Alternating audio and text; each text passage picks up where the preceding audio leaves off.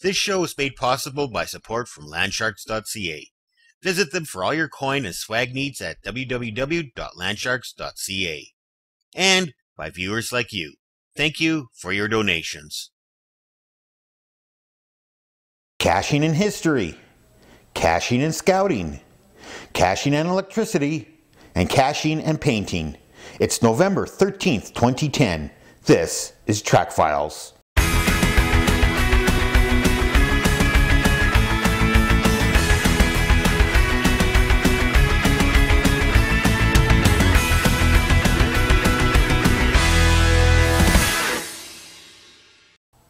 Hi there and welcome to Trackfiles. I'm your host, Icenrye. Trackfiles is a podcast featuring caching news, upcoming events, YouTube videos, equipment reviews, and major milestones. My website is trackfiles.tv. My email address is geoicenrye@icenrye.com. You can follow me on Twitter at Trackfiles, and if you're a fan of the show, make sure you sign up on the Trackfiles Facebook fan page. So, what's new? Well, for those of you who were watching the previous episode, I was talking about how it was day one of the trial. Well, day two went just as well. Roxy went 2 for 3 on the Sunday, and in the process she earned her Starter Games Dog of Canada title. She now has all her starters a game, and she's in advanced games now, which means she's just one step below where Abel plays in the Masters level. I'm really proud of the little girl. She did very well last weekend. And as for Abel, he got another steeplechase leg, and that's one of my favorite classes. Steeplechase, if you're not familiar to Canadian agility, is a class where it's basically pedal to the metal, checkered flag or crash. Very fast. It's similar to a standard round where you have some of the contact equipment, the A-frames involved, and weave pulls. And either the A-frame or the weave pulls have to be done twice within one run. But it's just all about speed because you have to run the course as fast as a standard jumpers type course. And it's just an absolute hoot. I love steeplechase. And other personal news, well, looks like winter's finally starting to show its head here in Prince George. We got our first little snowfall last night and it's all melted. I still have green grass out in the backyard. But it's just a reminder that time's limited on some of those caches out there, including some of my own, which are not winter friendly, is basically the best way to put it. So I have to go out and pull them for the winter and keep them nice and warm and dry and safe for the season. But that's enough small talk for now. Let's get into caching news. So for our first news article, we hear how the City of Calgary, the Calgary Public Library, the University of Calgary is planning to use GPS technology and geocaching to take people on a historical tour. You've seen Instructor's book, Chosen for City. This month, Calgarians are urged to come together and engage with their history through reading one book, Mavericks, An Incorrigible History of Alberta, by University of Calgary creative writing instructor Aretha Van Herk, has been chosen as the first One Book, One Calgary reading project. One Book, One Calgary was established to promote a citywide discussion of the past, present, and future. Similar programs exist across North America. One Book, One Calgary is a collaboration between the Calgary Public Library, the University of Calgary, Calgary Parks, and the Calgary Herald, with support from the municipal and provincial government. Calgary Parks are celebrating their 100th anniversary and partnering with the CPL in a geocaching program. GPS units loaded with historical points are available to borrow free of charge at all library branches. So hey, what a great concept. And if you're a Calgary cacher watching this show, hit the library, grab one of these units, email me, geoicenrye@icenrye.com, and let me know how they work out. So next we hear about a Boy Scout troop teaming up with the city to offer a geocaching program.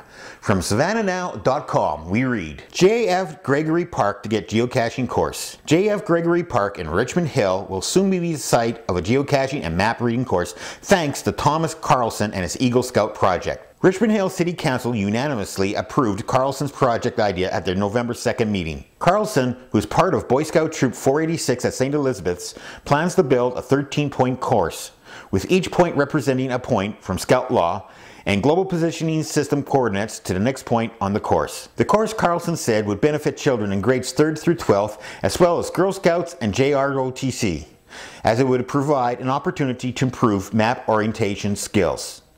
The points would be simple at first and increase with difficulty throughout the course. Again, visit my website at trackfiles.tv where I'll have a link to this news article. From there we travel to Florida, where a couple of outdoor bloggers were interviewed by a local television station. OutdoorGulfCoast.com, geocaching on Studio 10. So this is an absolutely great little TV piece. It's a TV station hooking up with some local cachers where they take them out on tour of some of the local caches and explain what the sport's all about. I'll run a little bit right here, and again, as usual, visit my website at trackfiles.tv for a link to the full-length video. Welcome back to Studio 10. If you're looking to get outside, get some exercise, and have a great time, you're going to enjoy this next activity. It's an activity called geocaching, and it's becoming very popular. We are here at Jackson Square in downtown Pensacola with Sean and Lindy from Outdoor Gulf Coast. How y'all doing today? Great, thank you. Today we're going to go treasure hunting, and that is geocaching. Explain to us what that is. Geocaching is just a fun family activity you can do. Help get the family outdoors, kids out, away from the TV, away from games. Yeah. And just go hiking, take them exploring, and just find treasure. Okay, so we've got our GPS devices out. What are we looking for here? Well, I've got an iPhone here, and I've downloaded a GPS app. And this tells us all the close caches in the area. And this one here is called Jose Pool and the Ghostly Little Girl. And it looks like it's just across the street. Interesting, let's go. And the ghostly little girl. Does it say how many feet away we are, or how does that work? We are 152 feet away. What exactly are we looking for? We are looking for a hidden container. We don't know what it's going to look like. They can be all different sizes. But in that container will be some hidden treasures. So for our final news segment, I'd actually like to bring your attention to one of the many geocaching blogs out there. This blog is actually run by an Edmonton cacher called Johnnygeo. And when he's not out looking for Tupperware boxes, he's actually a safety inspector with a local electrical company. And he has written a great blog all focused on the dangers of caching near electrical equipment. He has some very good articles in there. I'll have links again on my website at trackfiles.tv. And after reading his blog, you just might have second thoughts about looking for some LPCs next time you're out and about. Very good article. Again, check out my site, trackfiles.tv, where I'll have links to his site. Well, that about wraps it up for caching news. Now, grab your lock and locks, grab some spray paint, and grab a little saran wrap, because you're going to need them all after you watch this episode's YouTube video. So back on the old video zine, I ran a YouTube video contest, and one of the entrants was from a gentleman named GeoGibby. And his submission was how to camouflage a cache. Well done video. I actually always wanted to feature it on one of my shows. Well, recently he updated it. He now has version 2. And what he does is incredible. I watched this video. I couldn't believe how simple it was. Very, very cool process. So I'm going to run a little bit of the video here. I'll show you some of the highlights. And as usual, make sure you visit my site at trackfiles.tv for a link to the full-length video. Well, it's the end of February 2010, and they're getting closer to the end. The end is in sight for the winter up here in the frozen tundra of Saskatchewan. And what do geocachers do in the wintertime? Well, there's always coyote hunting, there's always dreaming about geocaching, and then there is also getting ready for the next season of geocaching.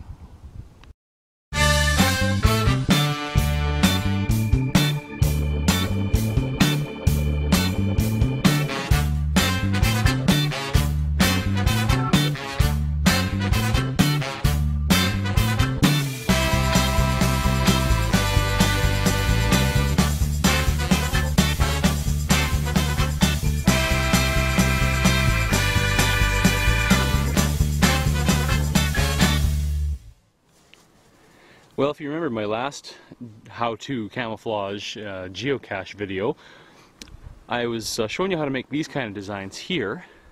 Something similar to this, or probably this kind of pattern there.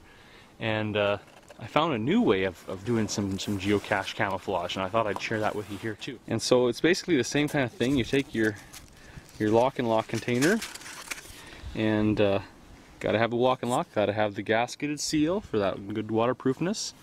And you take it here and you scuff it up on the edges, on all the surfaces with sandpaper. This is wet sandpaper, super fine grit stuff. And you get this all scuffed up so the paint adheres to it. and then we'll take you to the next step. Okay, so that first base layer is applied, and now what we're going to do is just let this dry. Can says it sets up in 15 minutes. We got the major solar gain in the sun today, so it shouldn't take that long. So while we're still waiting for that geocache container to set up and dry, I just thought I'd talk a little bit more about this technique for this new method. I've also got my Krylon Camouflage khaki and brown, which we're going to use for the other coats for this cache. But the technique is really cool. What you do is you take Peli Moulante or cling wrap, and what you do is you rip off a piece enough to cover the cache container, and then what you do is you spray on a real thick coat of these other colors after your base coat, and then you use the saran wrap to cover over the cache container, and you can put your designs into it, your camouflage pattern moving around the paint, and then you pull off the saran wrap and it leaves this really cool camouflage pattern. And so I'll show you what that looks like. So this is what this ends up looking like. You kind of have this really neat pattern all over it. If you use different colors, you'll pick those all up as they mesh and intermingle. I think it would look really cool on like an ammo box or something that has a real solid base color already on it. And then if you did this camo pattern on it, it would highlight it more and even bring out this this concept even better than on a lock and lock container. But in the end, rough job, but not too shabby. So thanks for that great video. And if you happen to have a geocaching video you'd like featured on Trackfiles, email me, geoicenrye@icenrye.com. So now, let's get your suitcase ready. Time for some travel plans. Let's check out geocaching events. Upcoming caching events. All these events are scheduled for next Saturday, November 20th, 2010. First off, we start in Alberta, where we have Geocatting in Camrose, created by DarnSocks. From there we travel to Michigan for a Northern Gathering, hosted by Team Owl. So from there we hop on a jet plane and fly over to jolly old England, where we have the Kent County Cachers monthly meet number 14, The Hunt, hosted by philatryewood. So there you go, just some of the many events scheduled for next Saturday, November 20th, 2010. And if you're hosting an upcoming event and you'd like it featured on Trackfiles, email me, geoicenrye@icenrye.com. So the suitcase is packed, time to load up the iPod. Time for this week's Podcast Rewind. So taking a look back at this past week in Geocaching Podcast, we start off with Cache-Maniacs, where Dale and Dree interview Guybrush 3P Wood. He'd like to cache in Europe, Egypt, and Hawaii.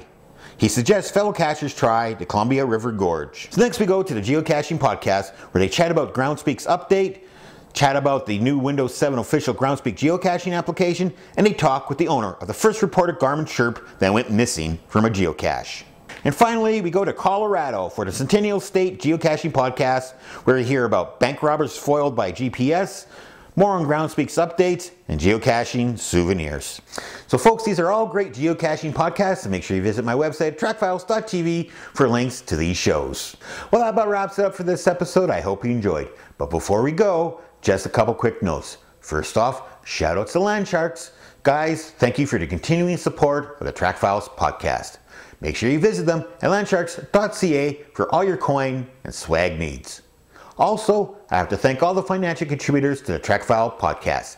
Guys, without your support, Trackfiles would not be possible. If you would like to make a contribution to Trackfiles, very easy. Just visit my webpage at trackfiles.tv and look for the PayPal buttons on the right side of the menu, where you can make either a $5 or $10 a month donation or donate any amount you'd like. But in the meantime and in between time, that's it. Another episode of Trackfiles. I hope you enjoyed. So until the next episode, cache on.